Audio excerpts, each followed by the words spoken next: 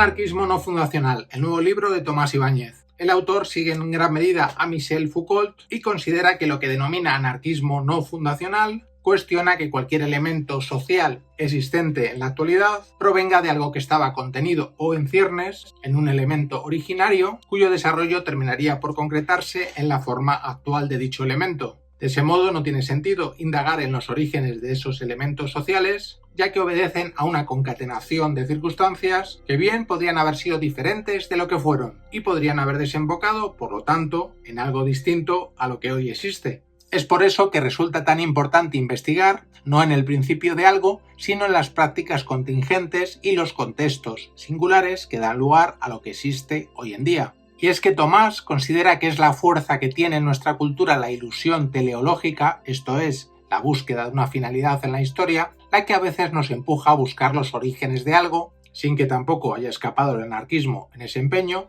en tiempos remotos.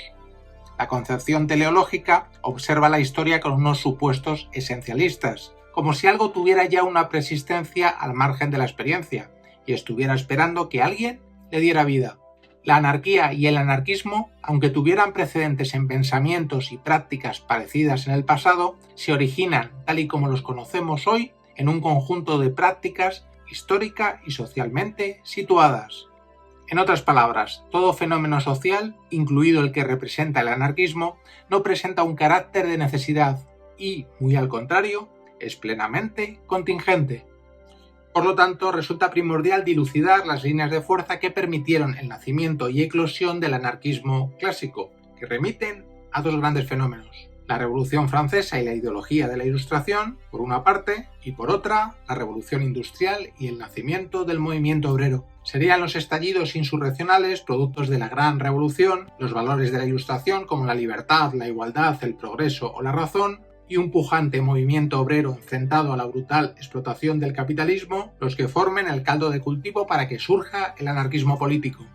No obstante, aunque todo ello era necesario para su constitución, nos recuerda Tomás, donde forjó verdaderamente el anarquismo su identidad, fue en el seno de toda lucha contra la dominación. El anarquismo hizo suyos gran parte de los valores de la Ilustración, radicalizándolos, lo mismo que se apoyó en cierta medida en la filosofía liberal al señalar los peligros de la intromisión del Estado en cuanto a los asuntos de la sociedad civil, pero yendo también mucho más lejos al pretender su desaparición y rechazando también la democracia parlamentaria en beneficio de una democracia directa. De esa manera, el cuestionamiento del gobierno y del principio de representación llevó a los anarquistas a buscar la autoorganización y la acción directa, mientras que colocaron la ética en un lugar privilegiado del modo de ser libertario y se impusieron el imperativo de adecuar siempre los medios a los fines buscados. Al estar la dominación tan presente en todas las esferas de la vida humana y no solo en el mundo del trabajo, consecuentemente, el anarquismo se esforzó en perseguirla en los ámbitos de la salud, la educación o la condición de la mujer, entre muchos otros, llevando a cabo iniciativas que se adelantaron a su tiempo. El anarquismo, impregnado de los valores de la modernidad, se erigió como un instrumento muy eficaz contra la dominación que se producía en aquel momento, una época en la que las mismas ideas libertarias se estaban desarrollando. Ibáñez defiende que esto fue así por no ser radicalmente diferente a lo que se enfrentaba. Demostró ser eficaz por ser también producto de una época determinada, capaz de evolucionar, eso sí, gracias a su diversidad, hasta mediados del siglo XX, pero en cualquier caso en un contexto muy distinto del actual. A partir de mediados del siglo pasado hay ya un agotamiento de las insurrecciones que habían nutrido al anarquismo, así como se iba dando punto final a un movimiento obrero que se iba integrando en la sociedad capitalista y el estado del bienestar. Además, estaban haciendo un modelo de capitalismo marcado por la revolución digital que sustituía a la industrial, según el cual todas las actividades de la vida cotidiana se convertían en fuente de beneficios, estando los modos de existencia de las personas determinados por este contexto. Es una situación que solo se ha exacerbado en lo que llevamos de siglo XXI. En definitiva, el anarquismo pierde su base proletaria a mediados del siglo XX y tendrá que esperar a las movilizaciones de los años 60 y en especial a mayo del 68 para que se produzca un nuevo auge de las ideas libertarias, pero eso sí, adoptando nuevas características. En el ámbito de la filosofía, el llamado postestructuralismo pondría definitivamente en cuestión los valores y supuestos surgidos de la modernidad, entre ellos la centralidad del sujeto y su perspectiva emancipatoria en base a una supuesta esencia oprimida. Y lo que Tomás Ibáñez dice es que carece de sentido pretender liberar lo que ya está constituido por aquello mismo de lo que se quiere emancipar, esto es, las relaciones de poder que conforman la sociedad. Por supuesto, el deseo de emancipación no se dejaba a un lado, sino que se resignificaba en base a un proceso de autocreación del sujeto. Se buscaban ahora prácticas de desubjetivación para terminar con la alienación y la opresión. Se anhela ser otro, pero sin que una inexistente naturaleza humana dicte cómo debe ser. La creencia en una naturaleza humana, supuestamente reprimida por circunstancias externas, conduce a tener que conformarnos a las características y normas que la definen y configuran con la ilusión de que nadie nos lo impone. Por lo tanto, esa creencia en una naturaleza del ser humano acaba teniendo efectos normalizadores. Por otra parte, el anarquismo siempre concedió gran importancia a las prácticas por encima de un cuerpo teórico del que tuvieran que surgir las formas para actuar y comportarse. Esto se incrementó aún más cuando el postestructuralismo mostró que la teoría, las ideas y su criterio de aceptabilidad son resultado de las prácticas contingentes que las construyen. Esto valdrá también para las tesis del anarquismo, que solo existen gracias a las prácticas que las hacen ser, y de ahí la importancia que se las puede conceder. En otro bloque, en cuanto al cuestionamiento de los valores y las premisas surgidos de la modernidad, se encuentra la crítica a la pretensión totalizante que conlleva la noción de revolución. Sería para Ibáñez una renuncia a querer incidir sobre el conjunto de la sociedad, lo cual supondría tener unos recursos de similares magnitud y naturaleza a los que usa el mismo sistema. Se abandonan así los proyectos estratégicos de carácter global y se coloca el foco de la resistencia en el tejido social, adoptando planteamientos tácticos en intervenciones dispares, aunque no se abandone el cuestionamiento global del sistema ni, por supuesto, el deseo de una nueva sociedad.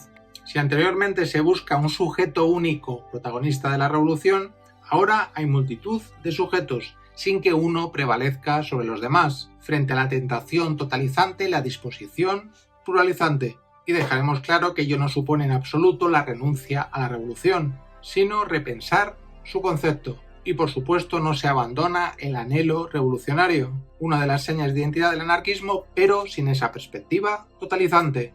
Esta nueva situación para el anarquismo, ese abandono de un proyecto totalizante, supuso poner el foco en la realidad cotidiana, en el hoy frente al mañana, lo que explica la creación de múltiples espacios antiautoritarios para poder llevar a cabo diversas iniciativas libertarias en objetivos concretos. Es lo que Tomás denomina políticas prefigurativas, esforzadas en adecuar los medios a los objetivos buscados, en tratar de vivir el presente como nos gustaría que fuera la sociedad del futuro.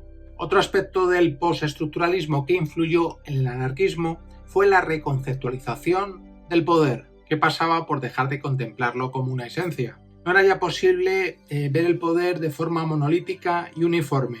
Había que reconocer su carácter poliédrico y multiforme para, junto a sus efectos perniciosos, comprobar que también presenta una capacidad productiva fértil y una capacidad normalizadora eficaz. El poder estaría omnipresente en el tejido social y allí donde se produce también hay resistencia. Si el anarquismo clásico observaba con mutua exclusión la relación entre la libertad y el poder, ahora también puede observarse una estrecha vinculación entre ambos. A finales del siglo XX, una serie de pensadores que se ven influenciados por el postestructuralismo y se consideran herederos de mayo del 68 van a ofrecer planteamientos libertarios renovadores que darán lugar al llamado posanarquismo.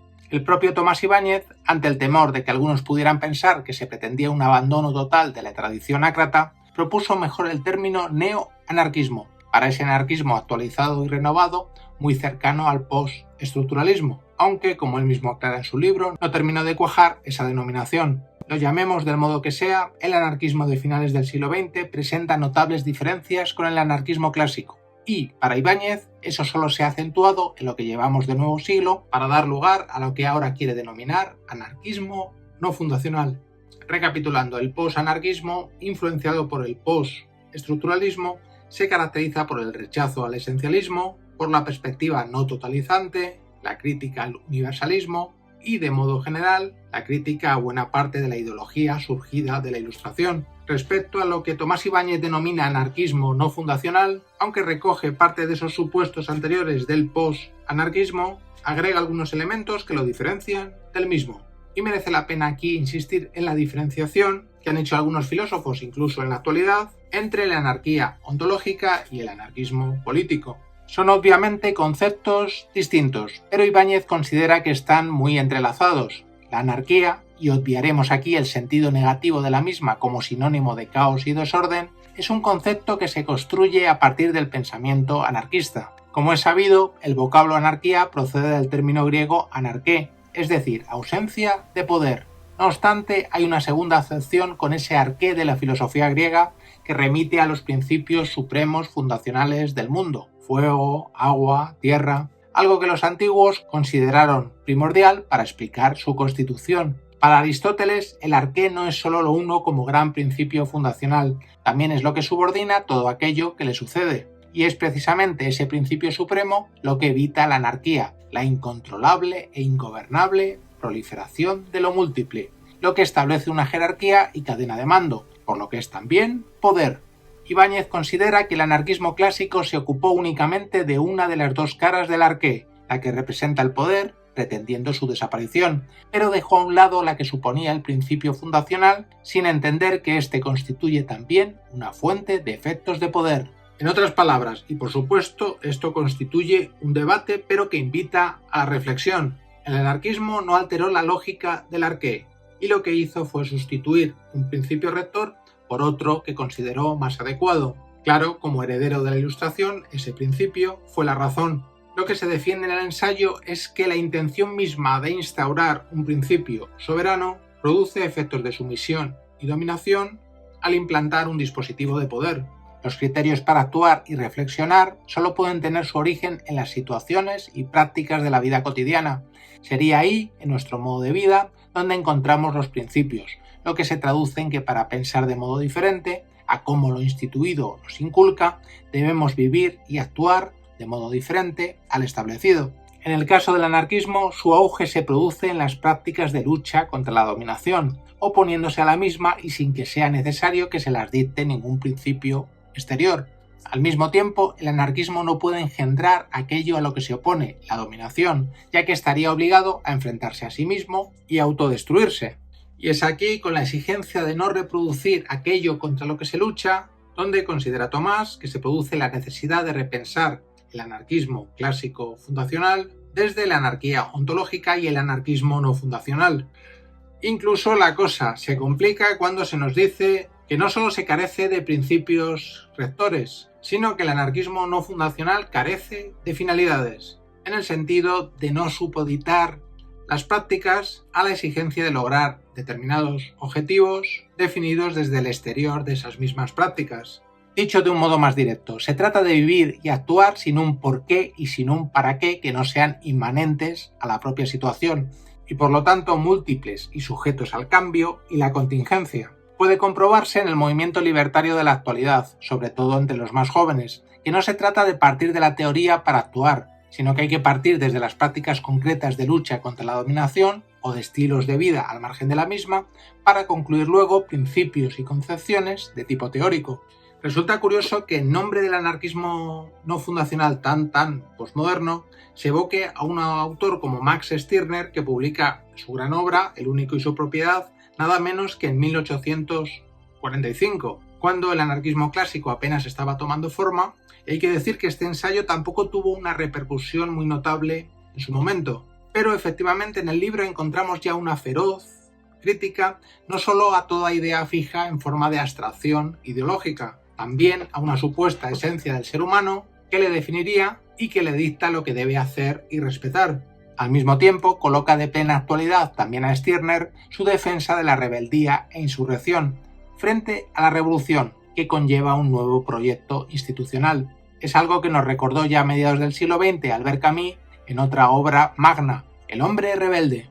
Lo que Stirner denomina espectros, ideas fijas abstractas, Dios, Estado, razón, moral, tienen diferencias con el arqué que el anarquismo no fundacional desea destruir, pero también similitudes, ya que dan lugar a una forma de entender el mundo que, a su vez, obliga a una forma de actuar. En lo que atañe al Estado, como uno de los principales dispositivos de opresión, Stirner considera que hay que derrotarlo en primer lugar como idea, ya que gran parte de su fuerza radica en la propia sumisión de los sujetos en una suerte de servidumbre voluntaria. Lejos de lo que les gusta pensar a algunas personas en uno u otro polo, la esfera simbólica y la material son mutuamente dependientes. De ese modo, lo que ha contribuido a la crisis de las fundaciones es tanto el pensamiento crítico contemporáneo como las transformaciones acaecidas en el ámbito de lo material. La transformación tecnológica producida en los últimos tiempos, no cabe duda, ha colonizado nuestras mentes, dando lugar a efectos nocivos en forma de una vida alienada. No obstante, ese imperio de la técnica, ya de forma plena en la posmodernidad, ha provocado que las estructuras de poder no necesiten ya recurrir a fuentes fundacionales para legitimarse y someter a las personas, ya que es la propia tecnología la que nos dota de forma directa de unas claves para comprender el mundo y orientar nuestras acciones en el mismo. Así, esa crisis de las fundaciones, de las que el propio sistema prescinde, provoca también la posibilidad de que el anarquismo pueda reformularse contra una opción política carente de principios supremos, volcada en la acción a priorística y carente de finalidades predefinidas. Desde ese punto de vista, el contexto tecnológico, la esfera material, posibilita también el surgimiento de un anarquismo no fundacional. Bien es cierto, tal y como nos explica Tomás, que ese desmesurado auge de la técnica, las nuevas tecnologías al servicio de sistemas de control, está generando un totalitarismo de nuevo cuño que tiene que provocar de modo urgente, mientras nuestras mentes no estén del todo colonizadas, medios de resistencia. De lo que se trata es de luchar para ser todo lo ingobernables que sea posible, en base a esos modos de resistencia, y también entender que los diversos modos de rebeldía, en forma de desafío al sistema y deseo de insumisión, sin una ilusoria destrucción revolucionaria del poder, adoptan también diversos caminos. Y es que la resistencia frente a la dominación, en cualquiera de sus vías, supone también construir nuevas realidades subversivas dentro de lo instituido. Son prácticas que nos llevan a vivir de otra manera y nos hacen pensar de otra forma. Un ensayo más que recomendable. Hasta muy pronto.